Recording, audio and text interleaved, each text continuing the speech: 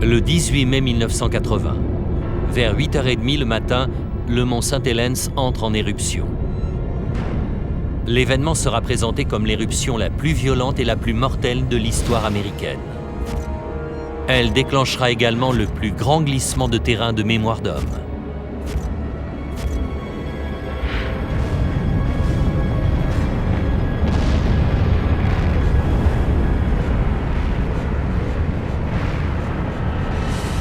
Le phénomène est spectaculaire. Mais le glissement de terrain qui s'est produit au large d'Hawaï serait 400 fois plus important. Regarde, là, c'est la première vague. Et comme tu peux l'observer, derrière, il y a une série de petits tsunamis.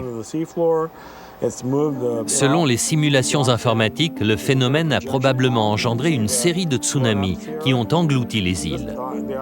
L'événement a été baptisé Alika 2.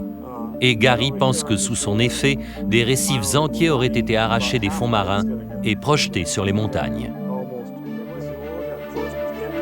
Or, Gary McMurtry sait qu'un élément sera capital pour corroborer sa théorie.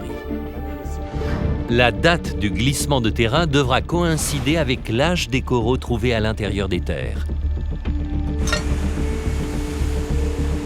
Pour dater le glissement de terrain, McMurtry a mesuré la quantité de débris marins qui se sont accumulés sur les dépôts sous-marins au fil des millénaires. Imaginez de la poussière sur un piano.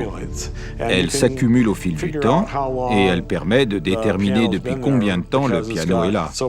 Eh bien, c'est la même chose pour les grands glissements de terrain. Dans son laboratoire, Gary prépare des morceaux de coraux pour leur datation. Les coraux sont pesés, nettoyés et écrasés au pilon. En comparant les dates, le scientifique trouve ce qu'il cherche. La date d'Alika 2 et l'âge des coraux coïncident. Tout indique qu'il y a eu un immense tsunami. Seul un méga tsunami a pu donner ça. Ce n'est plus un débat, c'est certain. Ce sont des dépôts acheminés par un tsunami.